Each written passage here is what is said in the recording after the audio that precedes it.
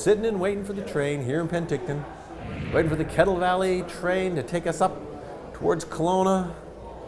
Of course, we've been waiting for a very, very long time. It's been years since Penticton heard the sound of a train whistle, but that doesn't mean we can't celebrate the incredible history, and that's exactly what we're doing on today's show. We are here at the Penticton Museum for the opening of an exciting new exhibit all about, well, a century of steam. We'll find out more about that coming up on today's show. The Kettle Valley Railroad was, of course, an incredible feat of construction and engineering.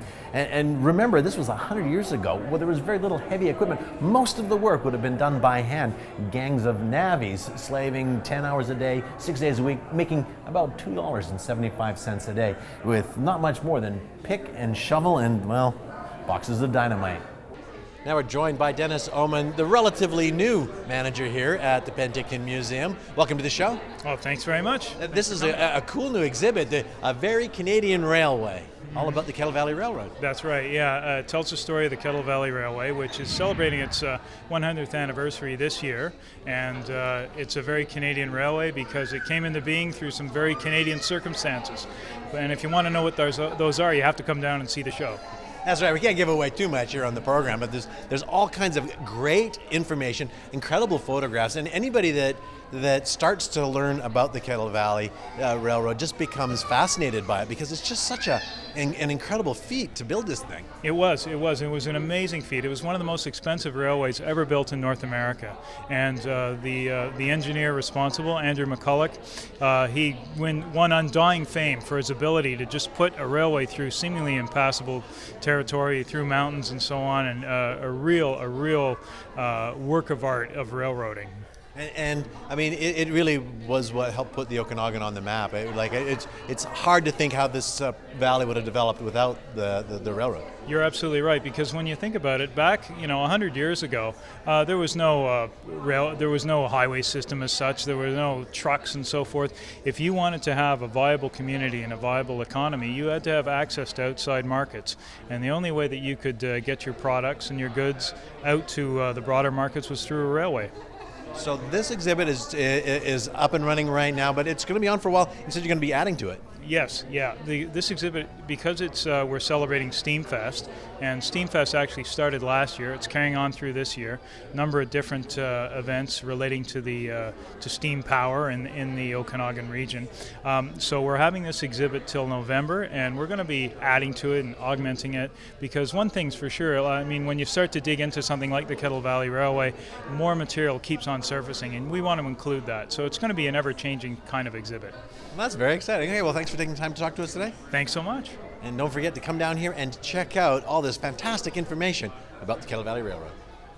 Andrew McCulloch, the engineering genius behind the Kettle Valley Railroad, was a big fan of William Shakespeare. And you'll notice this as you drive through the Coquihalla, for example. See, a lot of the stations are named after figures in Shakespeare's play. This one, of course, after King Lear.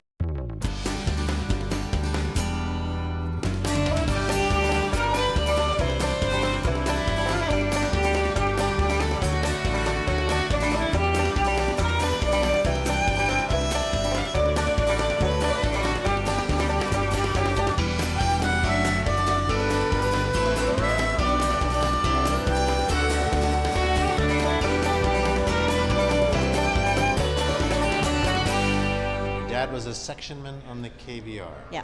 At Brookmere. Well, he started off in the coal chute when they had the steam train. Right. And this is after the war, okay? Right. We were in Brookmere.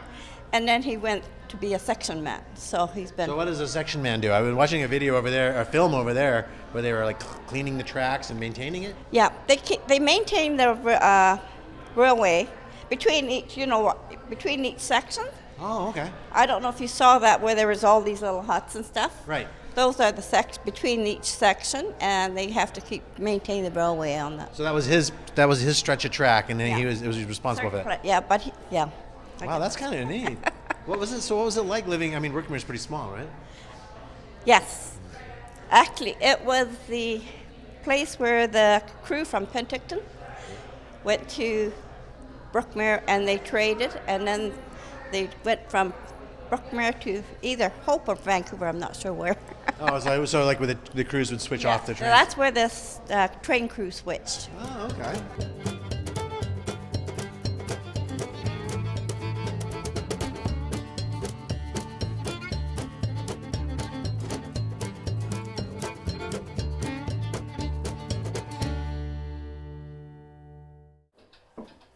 Well, now we've come into the main exhibition area here at the Penticton Museum, where if we haven't got quite enough train history from the temporary exhibit out front, you'll find all sorts of great stuff back here. And we heard tonight that this area is getting a major facelift coming up, and we'll of course keep you posted on that. So don't forget, check out your local museum, learn about your local history. It's fascinating, fascinating stuff.